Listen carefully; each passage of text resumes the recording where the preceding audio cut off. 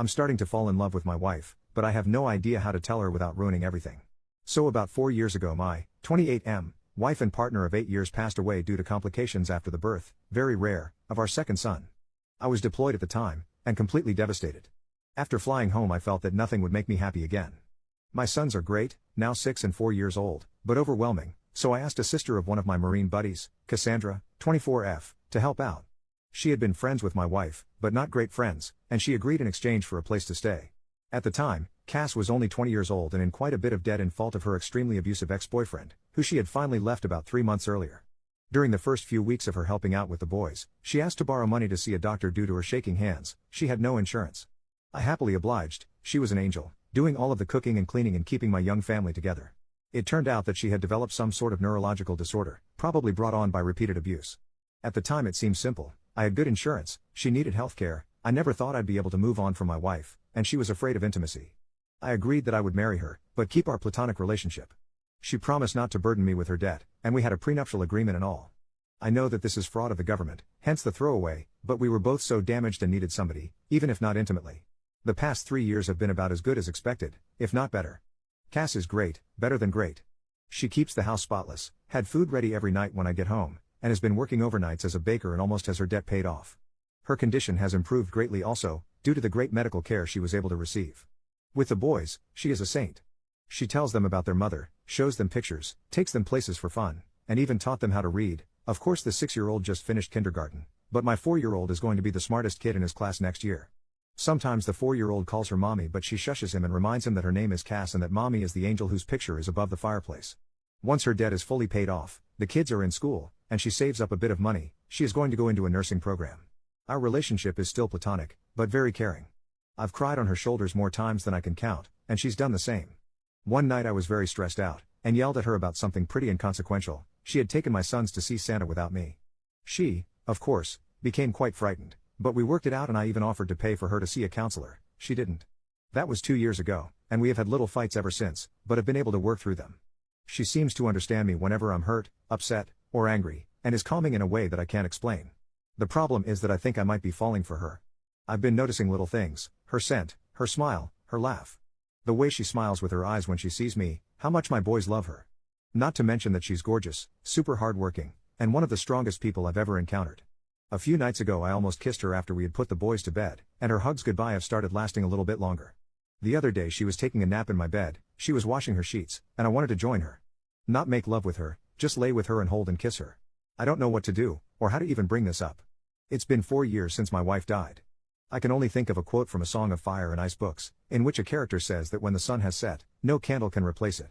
Meaning that since his true love has died, nobody could replace him. That's how I used to feel, but there have been days where my thoughts have been occupied with Cass, and I haven't even thought about my wife. I feel bad about it, and I still miss her, but I never thought that I'd be able to move on. I feel guilty and disloyal.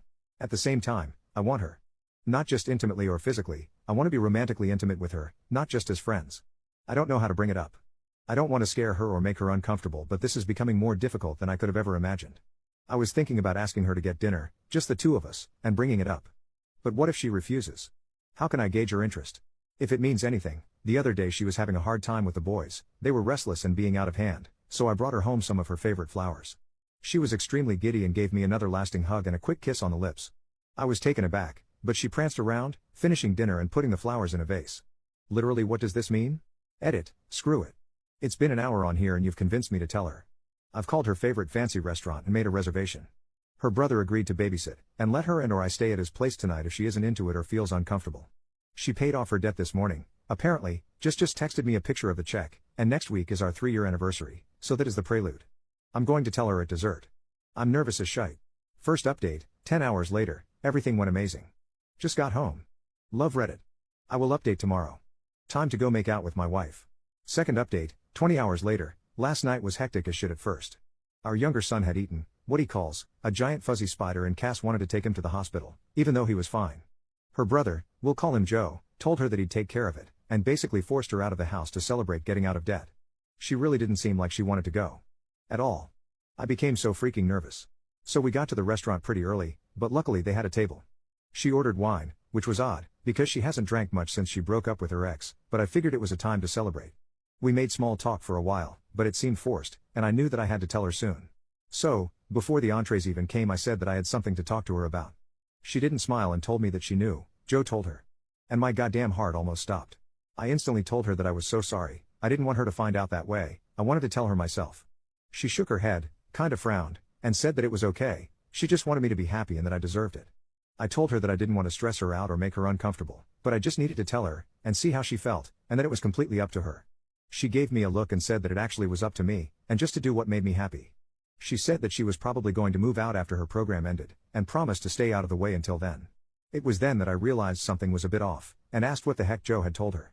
She said that he told her I wanted to take her out to dinner to tell her that I had started developing feelings for a girl, and wanted to ask Cass if it would be okay if I asked this girl out. It was then I realized that Joe had set me up for the most climactic pickup line ever to exist.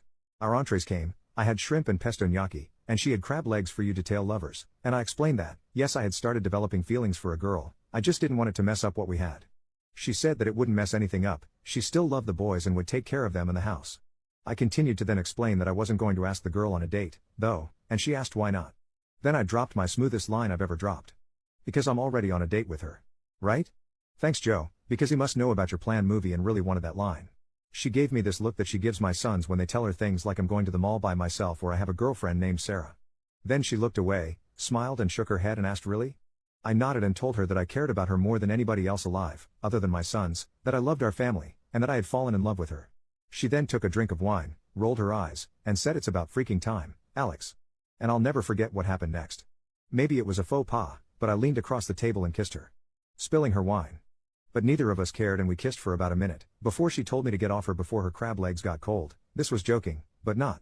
You'd have to know her. After leaving the restaurant we got ice cream and sat around and kissed some more, before heading home. Joe was sitting on our couch watching one of those VH1 dating shows with a shit-eating grin on his face, and Cass ran in, screaming at him that he ruined everything and that she was going to have to move in with Mom now. We let him believe it for about 5 seconds before bursting into laughter. He shook my hand and told me that the boys were sleeping and left. I picked Cass up and kissed her and carried her to my room where we, well, made out for like 2 hours and snuggled the shit out of each other. She isn't ready for anything else, but emphasized yet. I'll give her all the time in the world. At one point the youngest son came in because of a nightmare, and brought his dog, a golden retriever puppy, and claimed that the doggy was scared so we of course, let him in. I woke up early to make everyone breakfast, and am about to go and kiss my wife goodbye, and ask my boss for the second part of the day off so that I can spend more time with her while the boys are at school and preschool. I'm really sorry I haven't replied to everything. I was a little busy, but thank you all for the support. Second update, 2 days later, my wife and I are doing fine. But I'm still unsure how to provide proof. I've lost the receipt for the restaurant and didn't pay with a card, and won't post pictures for obvious reasons, such as years of defrauding the government. But I will deliver and find a way.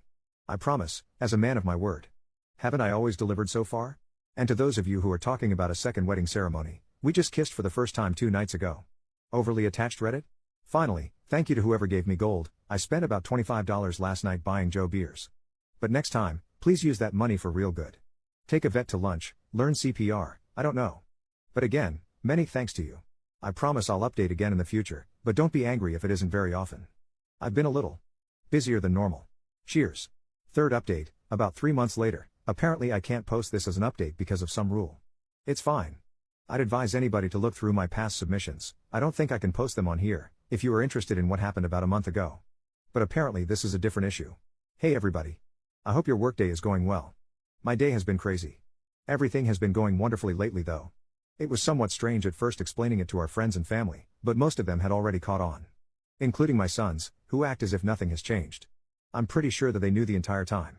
Anyways, last night I came home and Cass was out of it. Dinner was burnt, which is no big deal. I can't really cook well or anything, but it's out of character for her, and she was drinking, lightly, only 1 or 2 glasses of wine. I asked her what was wrong, obviously I was concerned, and she told me that her ex-boyfriend got parole last week. I was flabbergasted, since she should have been able to testify at his parole hearing I believe. Apparently the crime that he was incarcerated for was unrelated to the abuse, which I had always assumed was the reason, but Cass had been, 1, assured it would put him away for a decade at least and, 2, had been far too afraid to testify against him or press charges. Apparently he'd been arrested for this felony, and when he was being held, he asked her to post bail, but instead she asked my first wife for help moving out and moving on. I don't know what to do. I don't think that we have any legal ways to put him back into prison. She knows that she should have gone to the police and is guilt-ridden and upset about it now. I know that she's going to be safe, because if he tries to even contact her, I'll take a legal recourse of action to make sure that he doesn't so much as touch her. I've taken off work today, but promise that even when I go back, I'll have my buddies stopping by throughout the day. But I don't know how to make her feel safe. I've contacted my lawyer about filing a restraining order, and he said it shouldn't be too hard, but she's a mess. I just don't know how to make her believe that she's. I doubt this piece of crap will come around, but I know what I'm going to do if he tries. Fourth update, about 1.5 years later. Hey Reddit. I first of all would like to apologize for not keeping you guys updated. I've honestly just been pretty occupied with life lately, and last night I had trouble sleeping. I was just browsing the internet when an article came up about Reddit and I thought, I wonder how those nice people are doing. Then I signed in and realized that a lot of you really care about how my life is going with Cass. The answer is pretty well now. Things got tough for a while when her ex was released from prison last year though. She was so afraid that he'd contact her. Until he did. I remember that night like it was 5 minutes ago. Somebody rang our doorbell and the oldest son answered. He asked for Cass. She told the boys to go upstairs and gave me a look and I knew. But she didn't look scared. The bastard apologized and begged for forgiveness and asked for a second chance. She was so brave. I wanted to unalive him but she told him no and asked him to leave. He did, and he tried to contact her a few more times before we eventually got an order of protection against him. Last I heard he moved upstate to live with his dad, or something. Around this time her brother Joe also got into a really bad car accident and ended up having to move in with us for a while. He's a great guy and one of my best friends, so we didn't mind, but it was a stressful time. About 7 or 8 months ago we finally, consummated our marriage, I guess you can say. The boys are doing great and are really happy. Cass got a pretty good job, although I think she's working too much overtime, and loves it. We're expecting our first child in February and couldn't be more excited. You could say that life is pretty good. I'll be around for another few hours if you guys have any questions. Fifth update, about 2 years later. It's a girl. Technically she was born early March, but I didn't want to make the title it was a girl.